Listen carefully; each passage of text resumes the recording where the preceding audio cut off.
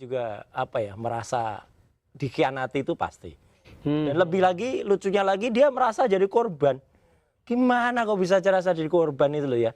Wong dia sendiri yang ngikut-ngikut ya, kemudian dia yang seolah-olah merasa dipolitisir ya. Padahal dia jelas betul. Ketika melakukan upaya waktu itu kan ada Mas Michael sama Pak Gafur di sini juga ya. Ya, minggu yang lalu. Ya, itu kan juga cerita bagaimana perjalanan waktu itu Michael dengan Pak Janes. Ya, Besti kan. Terus dia dengan istrinya waktu itu kan itu kan niat betul, nggak ada yang nekan-nekan dia. Ngapain juga nekan gitu loh. Dan setelah itu kan malah dia yang langsung launching buku Gibran Endgame gitu kan. Iya kan dia yang cerita dengan gagahnya 2000 nggak sampai 2029 hari-hari ini aja Endgame katanya.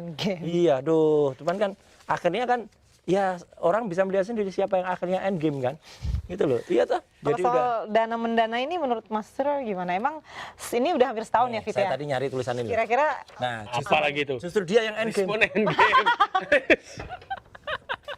Aduh. Kan gambarnya sama dengan sama dengan cover bukunya. Bang Rismon yang endgame? Nah, itu ada tulisan pakar tak lulus S3 nih. Nah, iya, ini nanti kita bahas ya. Jadi ini selain kita bahas rame di kamar sebelah ya gitu. Ya di Rubber ya.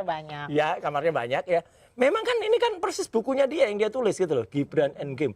Tiba-tiba dia sekarang berbalik ya. Otaknya ditranslasi, ya, kepalanya dirotasi. Ya kan, menjadi 180 derajat. Terus tiba-tiba dia bilang kalau 2029 for Gibran. Aduh, ini tuh gimana sih? Kalau gitu apa nggak politik? Nyangka nggak Bang? Iya, nyangka nggak sih? Saya sejujurnya pemirsa Delebas ya. Rismon bakal seperti ini? Tidak. Karena apa? Karena saya orangnya susun aja dulu susun saja, kita berpraduga baik. Masa ada teman kita suudon ini, teman ini jangan-jangan pengkhianat ya gitu. Meskipun waktu itu ada feeling-feeling. Iya, kan saya pernah berhadapan dengan Rismon sebelumnya, ketika kasus Jessica. Jadi ketika kasus Jessica itu, Rismon belain Jessica, saya belain almarhumah Mirna kan, gitu. Ya, di sidang itu. Jadi ketika itu kita beradu, dan saya jadi ingat, oh iya ya, Rismon ini kan diperkenalkan oleh Pak Otto. Ya, dan Pak Otto itu adalah penasihat hukumnya Jokowi. Dan yang sekarang menjadi kepala timnya Jokowi adalah anaknya Pak Otto kan.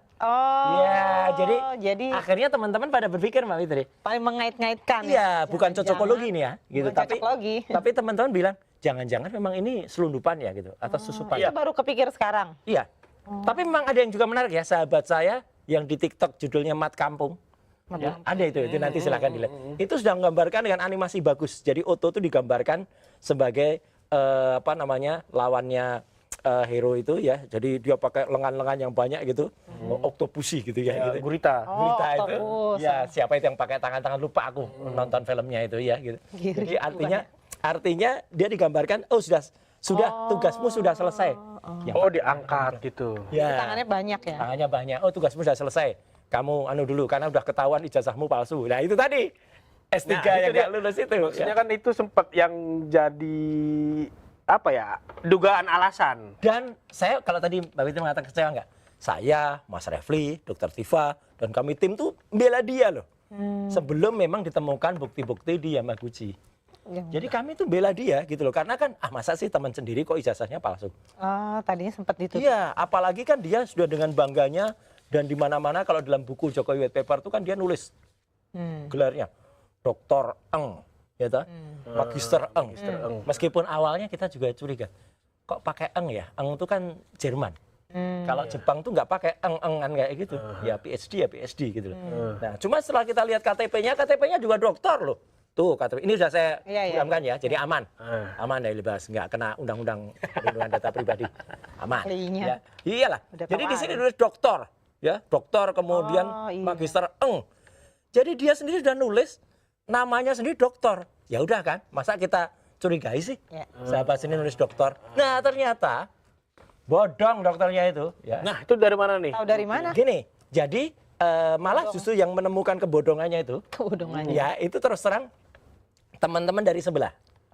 Yaitu ada yang dulu melaporkan itu ya. Yang melaporkan itu Joshua Sinambela, Roni Teguh yang lulusan Jepang ya.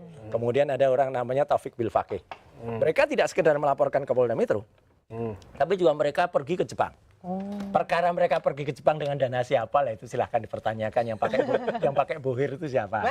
Tapi intinya mereka sudah mendapatkan data dari Yamaguchi bahwa ternyata datanya tidak ada. Oh. Jadi mereka mendapatkan data bahwa datanya tidak Tidak ada. ada. Nah, ini Jadi kan lucu mendapatkan data tapi datanya nggak ada. Ya, padahal dia pernah mengajar di UNRAM, Universitas Mataram. Kemudian katanya pernah punya sertifikasi dosen segala, itu doktor semua. Saya terus terang saja, ini saya terus terang ya, di Daily Buzz ini.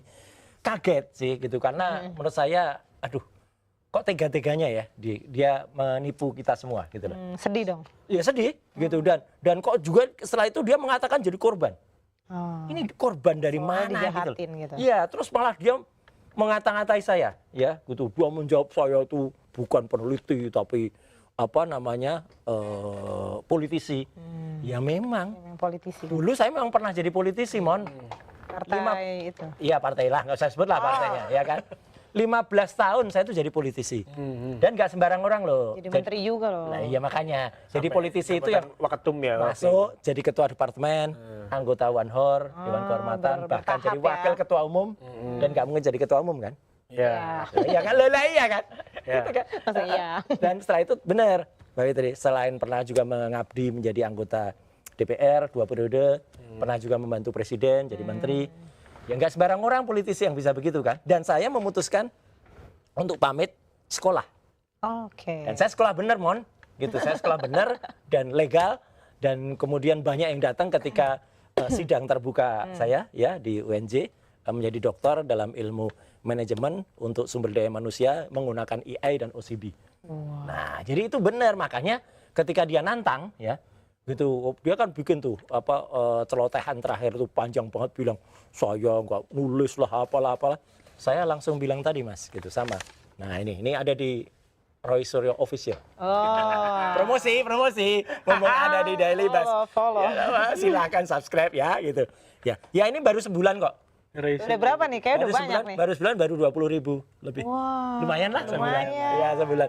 Ya, jadi saya jawab, saya tidak perlu menjawab yang namanya zombie. Zombie. Apa itu zombie? Nanti. Ya, nanti kita ngomongin. Biar rame.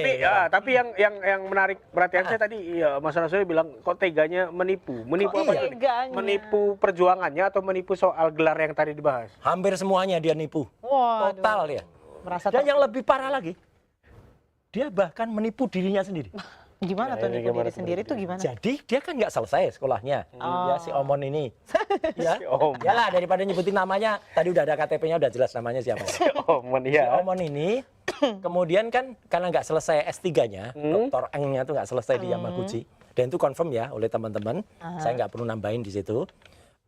Ternyata dia kan pakai beasiswa tadinya. Ya. No buku apa gitu, saya nggak ngerti lah. Saya memang terus terang tidak terlalu familiar dengan Jepang. Jadi dia ditagih karena nggak selesai itu beasiswanya ditagih. Oh iya. Nah, biasanya kalau orang ditagih itu apa yang dilakukan, Mbak atau Mas? Dibayar nggak? Iya. Biar enggak ini ya. Dibayar atau cari pinjaman? Denda. Cari Atau cari apalah? Itu kalau normal. Kalau Tapi kalau otaknya sudah ditranslasi dan dirotasi, waktu itu dia bikin surat. bikin surat. Tapi bukan dia. Jadi ada orang keluarganya yang bikin surat bahwa dia sudah meninggal. Itulah makanya dia jadi zombie. Seriusan dia mengaku Serius. sudah meninggal. Iya.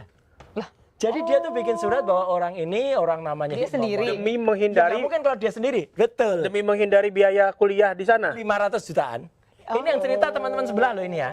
Yang cerita Bil Fakih, kemudian si siapa, dan itu pernah Farhad juga Itu bisa cerita. dipertanggungjawabkan ya data ini. Enggak di Sampai sudah disampaikan di Rakyat Baswal oleh Farhad. Saya quote ya Farhad ya, gitu statementmu. Jadi dia bilang gitu. Dan ternyata dicek. dicek tapi kan Iya, dicek dan memang ada surat itu. meninggal. Iya. Nah, jadi dia nggak perlu bayar beasiswa itu, Ya, karena Mas. dia akan meninggal itu kan. Ya, nah ternyata heboh setelah kasus ini. Kan kasus ini nggak hanya secara nasional, Yep. tapi multinasional. International. Iya. Jepang juga ribut. Ternyata Loh, orangnya hidup. orang ini kok hidup lagi gitu loh gitu. Nah, kalau orang hidup lagi itu apa? Zombie. Oh makanya tuh zombie. Maka istilahnya zombie.